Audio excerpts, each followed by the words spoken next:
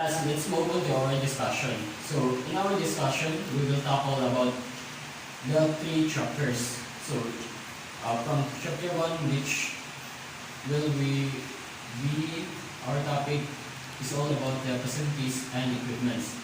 Chapter 2 talks about the participants and chapter 3. So, let's start from chapter 1. So, chapter 1, it includes the dimensions. So dimensions says that the playing court is a rectangular measuring 18 times 9 meters surrounded by a free zone, which is minimum of 3 meters wide on all sides. So the free playing space is the space above. The playing space shall measure a minimum of 7 meters in height from the playing surface. So next, playing surface. So the surface must be flat, horizontal, and uniform. So it must not present any danger or injury to the players. So on outer courts, a slope of 5 millimeters symmetry is allowed for drainage. So court line made of solid materials are forbidden. So next is all lines are 5 cm wide. They must be of light color, which is different from the color of floor and from any other lines. So meaning, dapat iba-iba yung colors ng mga lines para madali natin makita kung anong klaseng lines yung nire-refer doon. So there are different lines. Una is the boundary lines. So from the boundary lines, its description is 2 sides and 2 end lines mark the playing court. Both sides lines and end lines are drawn inside the dimension of the playing court. So next is the center line. The axis of center lines is divided by the playing court into 2 equal courts measuring 9 by 9 meter each. However, the entire width of the line is considered to both courts equally. So this line extends beneath the net from side to side line. So next is the top line.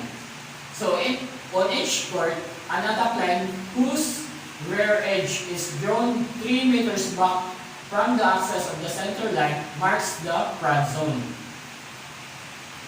Class, let's move on to the chapter 2, which is our topic for this chapter 2 is the participants. So let's talk about first the teams. So there are team composition. For the match, a team may consist of 12 players plus coaching staff, 1 coach, and a maximum of 2 assistant coaches, medical staff, 1 team therapist, and 1 medical doctor.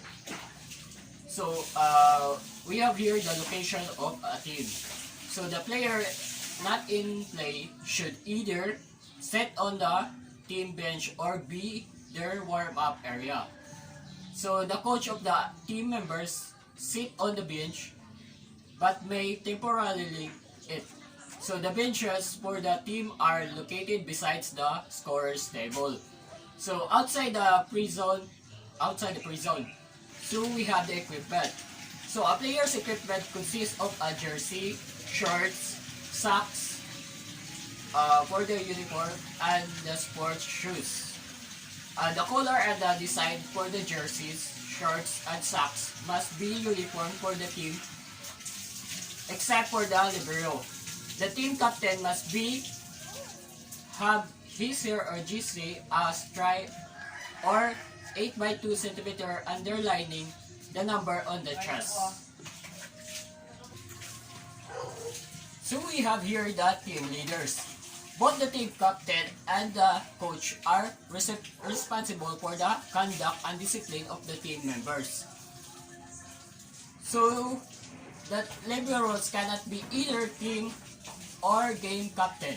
So so we have the captain. So prior to the match, a captain signed the score sheet and represent his/her team members. So during the match, team captain is a game captain. When the captain is not on the court, the coach or a team captain must assign another player. So but not the liberos to assume the role of the game captain. So at the end of the match, the team captain thanks the referees and sign the score sheet to clarify the result. So we have the coach. So throughout the match, the coach conducts the play of his/her from the outside the playing court. She selects the starting lineup, the substitutes, and the take timeouts. So the assistant coach sits on the team bench, but has a right to intervene in the match. For our next subtopic, we have the zones and the areas. So the first zone is the front zone. So on each court, the front zone is limited by the access of the center line and the rear edge of the attack line. So the front zone is considered to extend beyond the sidelines to the end of the free zone. So we have the service zone. The service zone is 9 meters wide area behind each end line.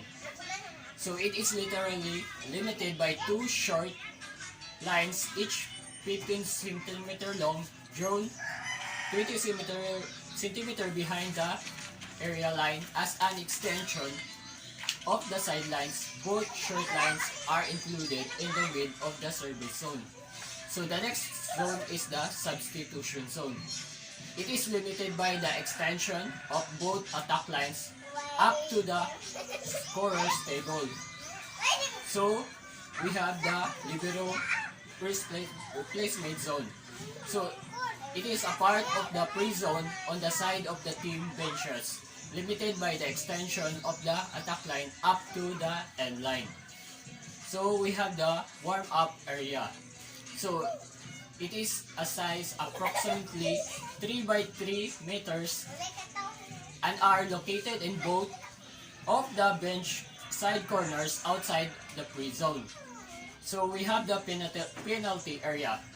So size approximately 1 by 1 meters and equipped with 2 chairs is located in the control area outside the prolongation of each end line. They may be limited by a 5 cm wide red line.